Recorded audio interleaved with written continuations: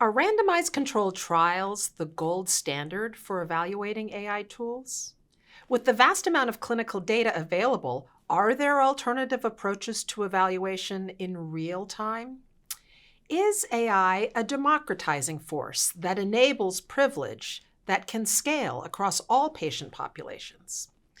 I'm Dr. Kirsten Bibbins-Domingo, Editor-in-Chief of JAMA and the JAMA Network. This conversation is part of a series of videos and podcasts hosted by JAMA, in which we explore the issues surrounding the rapidly evolving intersection of AI and clinical practice. Today, I'm joined by Dr. Atul Butte, who is the Distinguished Professor and Director of the Bakar Computational Health Sciences Institute at the University of California, San Francisco. He is also the Chief Data Scientist over all 6 academic health systems in the University of California.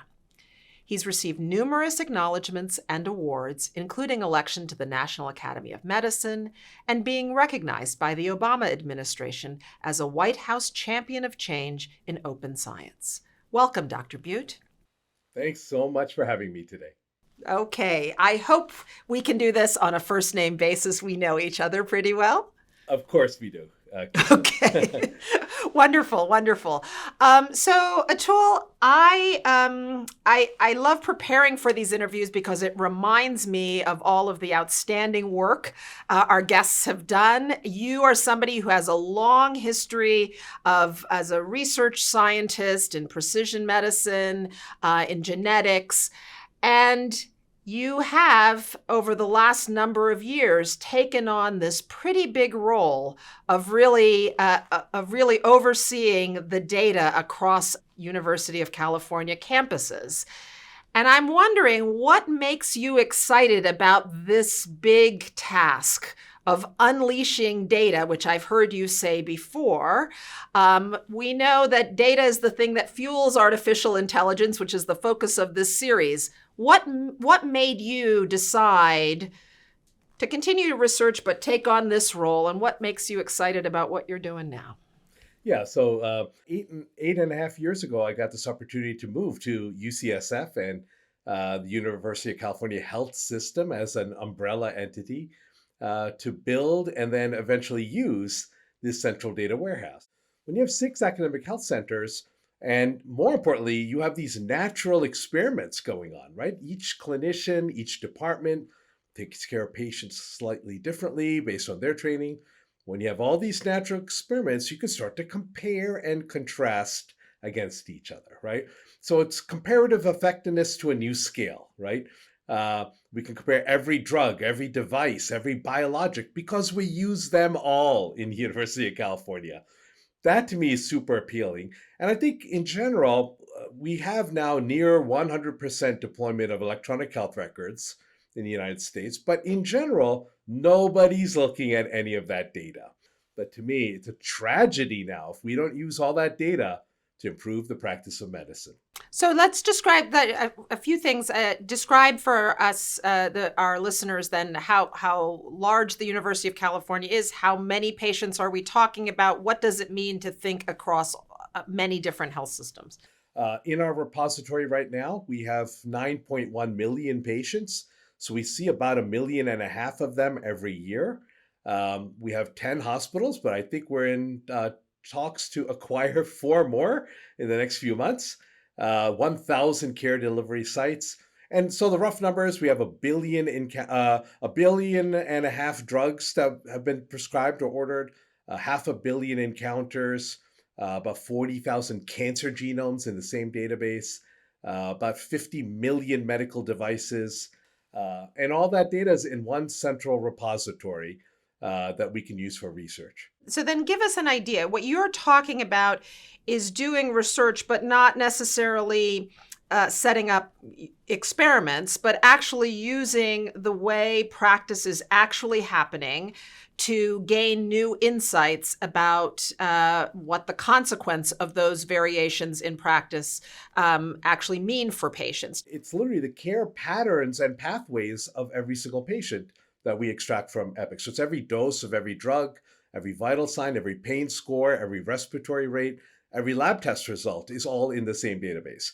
So we can use that to ask and answer questions, but it takes a lot of magic, coding magic to make that work. We see a lot of transactions in a health system, right? You have to synthesize that from all the raw data. So this is almost like a cross between comparative effectiveness studies and what the FDA has labeled real world data, real world evidence. This is what happens when we actually use these devices, these drugs, these biologics in real patients. What actually happens? What are the outcomes? And I think and I believe that those outcomes are worthy of study to ensure that all of our patients are benefiting from all these magical devices and drugs the same way they did in the trials. These are simple questions to ask, but incredibly hard to get answers for. It's not just the coding magic that's needed here, it's also the statistical magic. How do I know that these two doctors on different campuses had the same patients, the same prior medical history, right? So we have to do scoring and matching, propensity score matching, for example, to try to get to the same kind of sub cohort so we can do a comparison. One great example of this just came out in JAMA Network Open, where we looked at all secondary therapeutics past metformin for type 2 diabetes. And we were able to run a massive comparative effectiveness study across all of those, pair by pair, looking at each category of second line therapeutics to figure out what are the advantages and disadvantages to each. And to me, this is going to be the future. In fact, health systems are going to want to do this to figure out the best universal way to practice medicine. All of this unnecessary care variation might be unnecessary. Well, let me ask you, I want to ask you a question now from a patient perspective. I'm concerned that you're going to take good care of my data. I want to know what you're going to use my data for. I want to know that the data doesn't go anywhere else and it really is used for the things you're telling me. I think the first exposure to any of this comes from contracts or agreements that patients sign to get care. Patients might at that point realize and see that their health system has to follow federal rules and federal laws like HIPAA, but might be using that data for research, commercialization, samples the same way. So a lot of that first exposure to patients comes from the terms and conditions of service and then the HIPAA privacy policies. Now, if we fully de-identify that data, we're allowed to use it for research. The de-identification process needs to be blessed and certified, which we do. And so it's also our responsibility to educate communities more, not just getting patient representatives, for us to go to the community to educate what we do with that data and why it's in their interest, why it's in all of our interest to have all of our data out there for research so that it's not, so that future drugs and devices aren't just generated from data of a few and a few privileged individuals. What you are saying is that there is broad latitude when we're using de-identified data within the health system's protection of that data for purposes that are not ones that you describe. But within that, as long as the data is de-identified, a health system has broad latitude to use within these intended purposes. When there's the need for identifiers that usually HIPAA protects, then there needs to be what we know in this pathway of getting an institutional review board or IRB approval. That's exactly right. And I'll just further clarify a little bit. Health systems are allowed to use identifiable data for improving treatment, payment, and operations. That they need. They have to contact patients. We have to send letters for those things. And that includes quality of care, improving quality of care. And then there's research. If we still need those identifiers for research, we need to get IRB approval. But in most cases, we don't need those identifiers. And then we can do research with de-identified data. And then that's easier to do for health systems.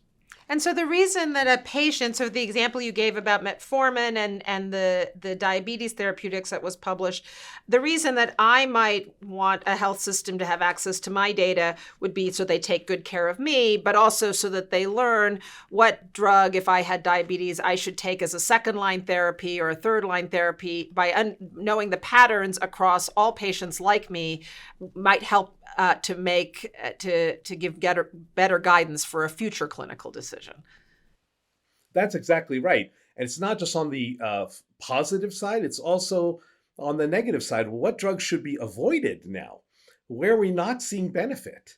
Um, Now, those drugs were approved. So at one point, they passed some sort of trial, and the FDA might have given their blessings.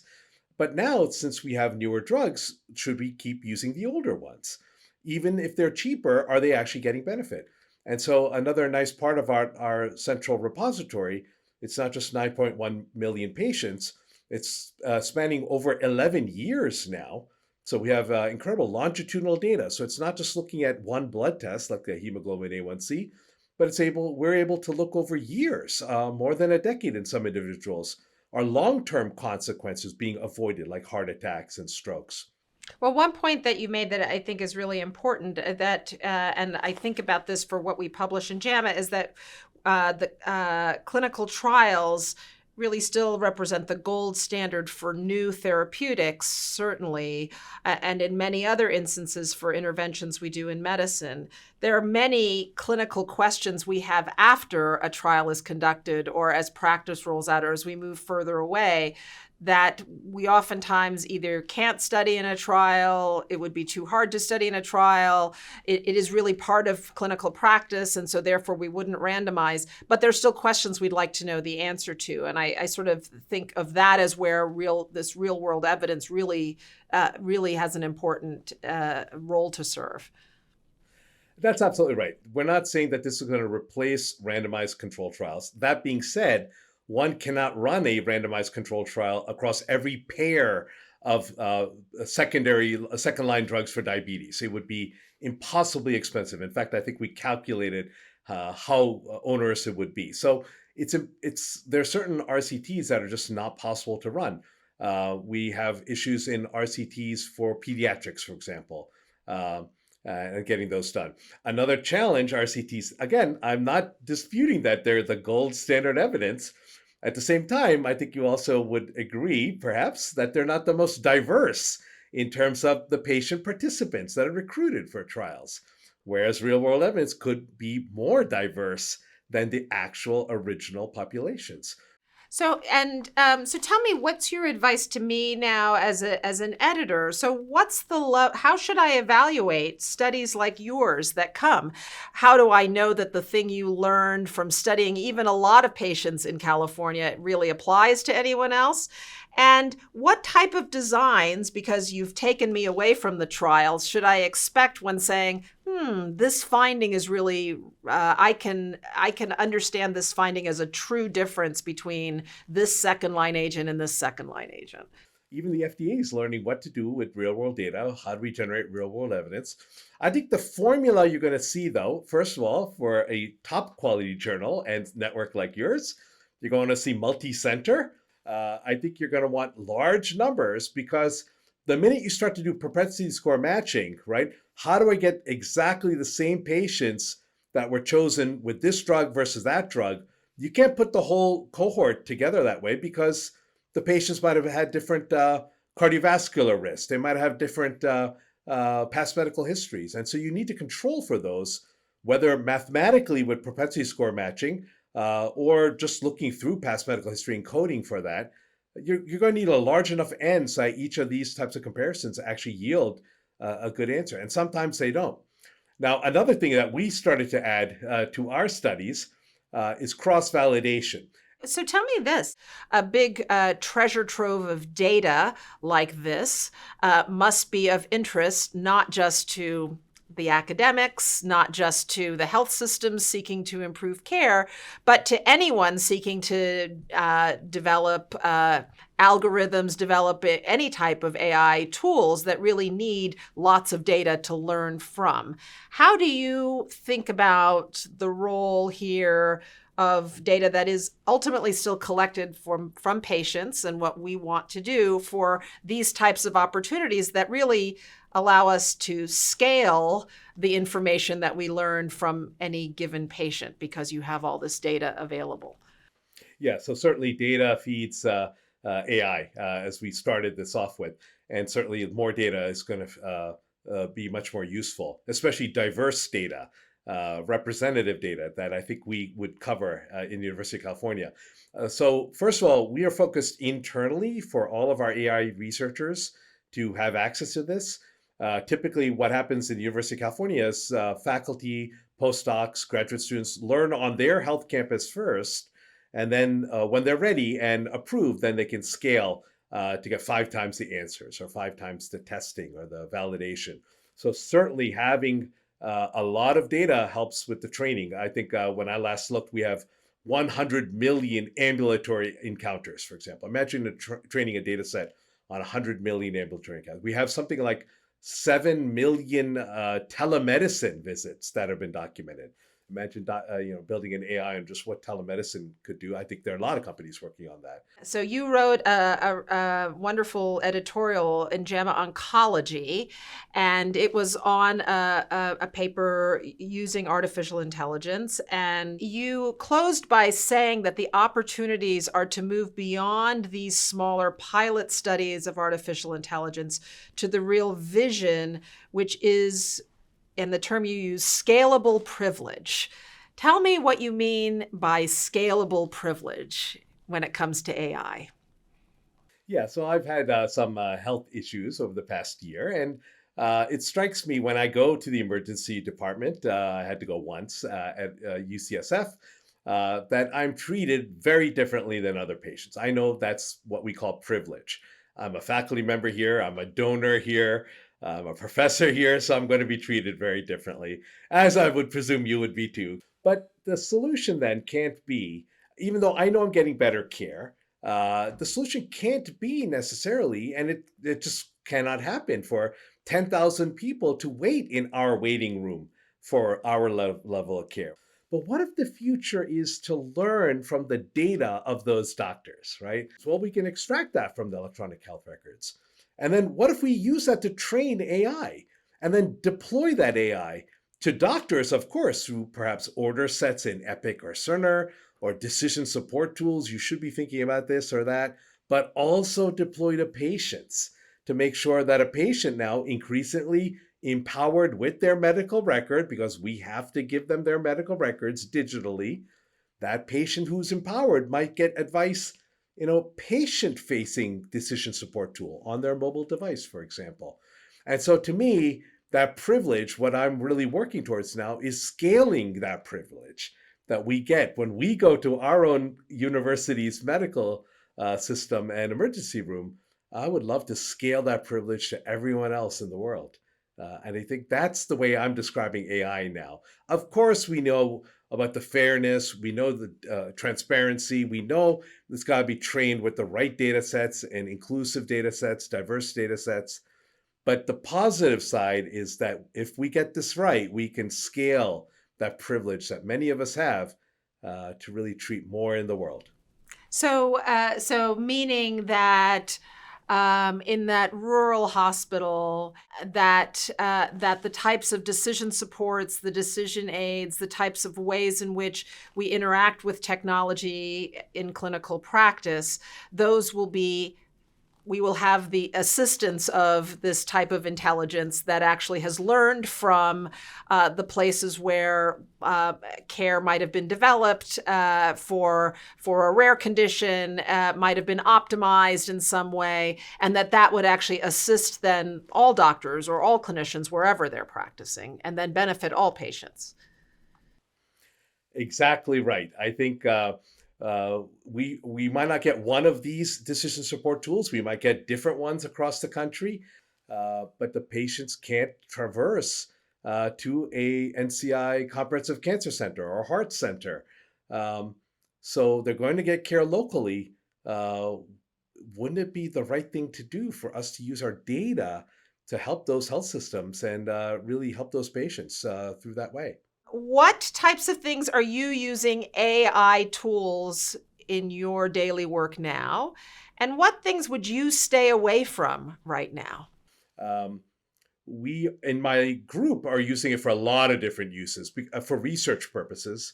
We're researching how emergency department notes, like the history and physical, or even just the chief complaint and history, might triage a patient in the emergency department, or can predict whether that patient's going to get admitted or not. We're looking at progress notes to see, can we discern from a list of 15 reasons why did this patient stop the medication? We can see they stopped the medication in structured data. Can we figure out why from the doctor's note? Did they have a side effect from this medication? Because we can't see it in structured data. Did the doctor document a side effect? Why is AI so exciting right now? Because of the notes. As you know, so much clinical care is documented in text notes. And now we got these magical tools like GPT and large language models that understand notes. And so that's why it's so exciting right now. It's because we can get to that last mile of understanding patients digitally that we never could unless we hired people to read these notes. So that's why it's super exciting right now. That's a great example. What do you stay away from, or what are you still a little bit skeptical of, or be more hype than it's worth right now? It's hard to tell what's hype, but the warning I give everyone, right, is this warning about hallucinations, that these language models, any AI, if you ask it to extrapolate beyond what it knows, it's going to start to make up things, and we might call those hallucinations. I think we bucket a lot of things under hallucinations that aren't as pejorative as this phrase hallucination. Peter Lee has this same belief, Microsoft Research. Sometimes some good hallucinations are what I think he and I would call hypotheses, that there is no right answer to give, but maybe this is a right answer to test. Now, it would be useful for these large language models like OpenAI to tell us when they were hallucinating. They don't often do that, so you got to be careful. And I think all of that's going to start to get better and better every 6 to 12 months. So, but for now, we had to watch out for hallucinations. Wonderful, wonderful, great example. Well, Atul, it's been a pleasure talking with you. Thank you for taking the time today. As always, it is such a great pleasure talking to you, Kirsten. And to our audience, thank you for watching and listening. We welcome submissions in response to JAMA's AI and Medicine call for papers. Subscribe to the JAMA Network YouTube channel and follow JAMA Network podcasts wherever you get your podcasts. Until next time, stay informed and stay inspired.